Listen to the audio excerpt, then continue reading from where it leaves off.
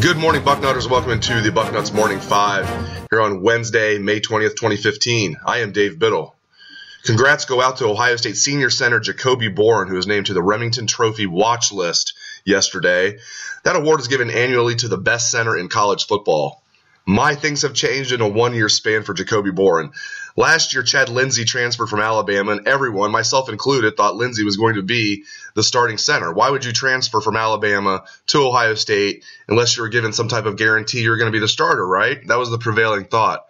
You also had Urban Meyer seemingly going out of his way to tell the media every chance he got that Jacoby Boren was undersized, not quite big enough, and it just seemed like the coaches just were not big fans of Jacoby Boren. And not only that, they were bringing in somebody else to take his job. And even before that, in the spring, Billy Price received a lot of the first-team reps at center when they weren't sure, who was going to be the center. They didn't know Chad Lindsey was going to transfer yet. We're talking spring of 2014.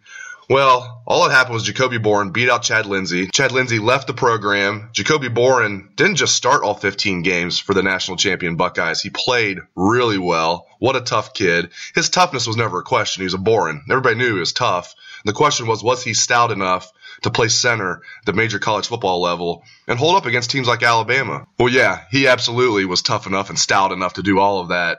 In fact, in that Alabama game, there was a play where his teammates thought he might be done for the game. They thought he got hurt so bad. He missed one play. In addition to that, he has to make all the line calls. What a leader up there. And I think it's so cool that, he's gone from a guy that everybody kind of wrote off to some extent a year ago to then starting all 15 games that year and then now being recognized as one of the top centers in the country heading into his senior season. So kudos to Jacoby Boren for that. Switching gears to basketball, the NBA draft lottery was held last night, and the Minnesota Timberwolves received the number 1 overall pick. They'll be followed by the Los Angeles Lakers at number 2, Philadelphia 76ers at number 3, the New York Knicks at number 4, and the Orlando Magic at number 5. That means one of those 5 teams is where D'Angelo Russell will play. And I'm thinking it's going to be with the Los Angeles Lakers. I think that would be a great fit for him. I am not a Lakers fan, trust me, but I will be rooting for them if they get D'Angelo Russell.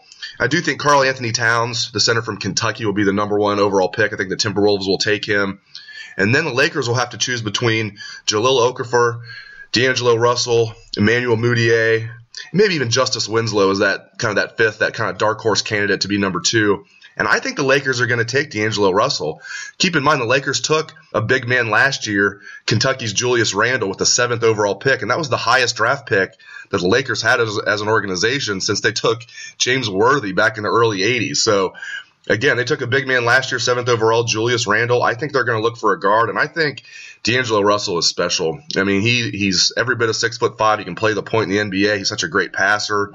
He's a good shooter, despite the fact that he didn't show that his final collegiate game. He is a good shooter. I think he's going to be a tremendous NBA player.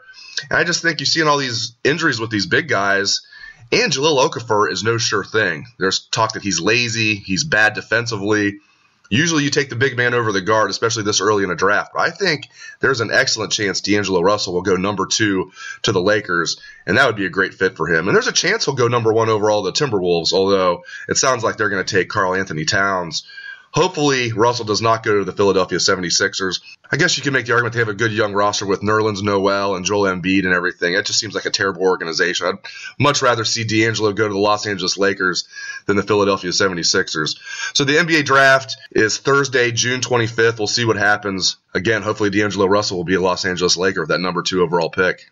On the football recruiting front, I know many of you are wondering about Nick Bosa, the 5-star defensive end. I think you've probably heard of his older brother, Joey. Some people have wondered if Nick is going to carve out his own path for himself. Maybe he doesn't want to follow in Joey's footsteps. Well, we had an item in the boarding house. In case you missed it yesterday, I want to pass it along to you. There is nothing to worry about. We have a source that tells us that not only will Nick Bosa be a Buckeye, but he will commit to Ohio State before the season starts. He's going to take no official visits to any other schools.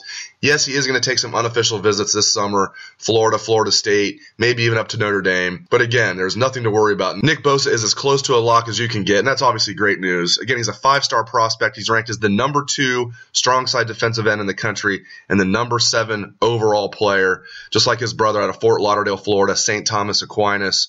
So Nick Bosa looks like he will be a member of that 2016 recruiting class, and it's not like we're going to have to wait until signing day or anything ridiculous like that. He's going to get it over with before his senior season starts. So look for a commitment at Nick Bosa sometime in August, if not before then. Thank you for joining me for this edition of the Bucknuts Morning 5. I hope everybody has a great day.